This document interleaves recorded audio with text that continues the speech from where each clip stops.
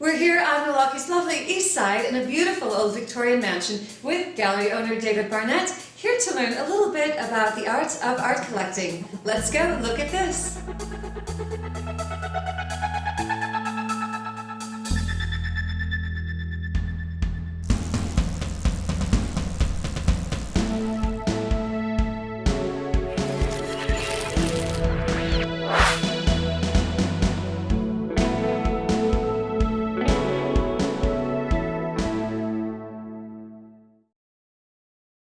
So we're here in the lovely environment of the David Barnett Gallery with David Barnett himself. And David, you have an extraordinary place here. You said there are about 3,000 works in... 3,000 pieces on our website. That's about half of our collection of 6,000 pieces. Wow, even the website can't hold them all. It's right, huge. Right. What is the greatest benefit about living with art? Well, for me, I'm a visual person. It's a tremendous stimulation. It gets me to be thinking beyond myself into other worlds. And that's the wonderful thing about looking at pictures. They really transport you to somewhere else. But even as intuitive as that might seem, oftentimes people seem a little bit nervous about buying art, or they don't feel that they know enough about art to purchase something. What advice do you have for them? Some people are more visual, some people are better with words. If we have more of a left brain customer, then it helps to give them a biography on the artist, or to take something that many of us that are visual we just experience, but to put it into writing to help them make a connection.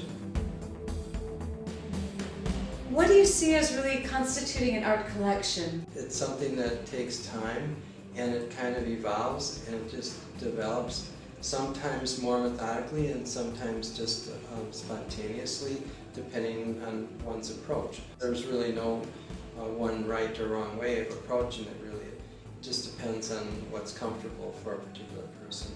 So, I mean, I always recommend go out and get experience. So go to museums, go to galleries, go to art fairs, and just experience art. And don't be afraid to ask questions. Oftentimes people come into the gallery and say, well, I know this is going to be a stupid question. Well, I don't mean to be rude, but I try to cut them off and say, stop right there. No such thing as a bad question. You know, anybody that's thinking is going to be asking questions, and so every question is good.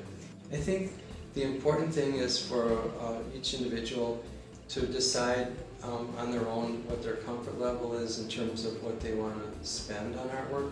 If I find something that's $10 somewhere, you know, I can get just as much enjoyment out of that as I do spending thousands of dollars for something.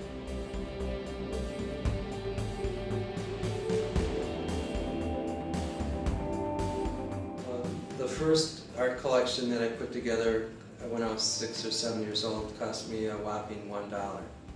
And there was an ad in the Milwaukee Journal Sunday comic strip section. It said send $1 in for 200 foreign postage stamps. And so I asked my parents, could I spend the $1? And they said okay. And that was the beginning of my art collecting.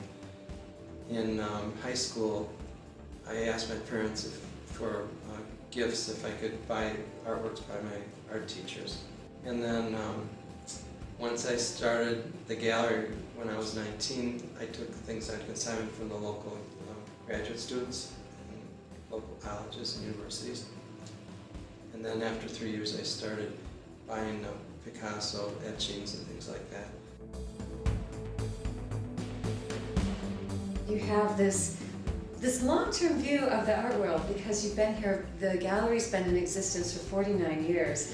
How have you seen art galleries and the Milwaukee art community and also the art world in general change over that time? That's a really good question. When I started out in business, there were very few venues for any artist, let alone the younger artists. Whereas today, there's literally thousands of venues, millions really, and that's of course because of the internet. So it's made the world and the art world very small. So it's you can just Google around and find all kinds of things. And you know what else is a great benefit about coming into a space like this? as you're watching this video, there is no artwork that's going to be larger than your screen if you stay home. But if you come here, you get the whole array of things. Thank you. It's a very, very good place to be. David, thank you so much. My pleasure. Thank you for sharing your thoughts and ideas.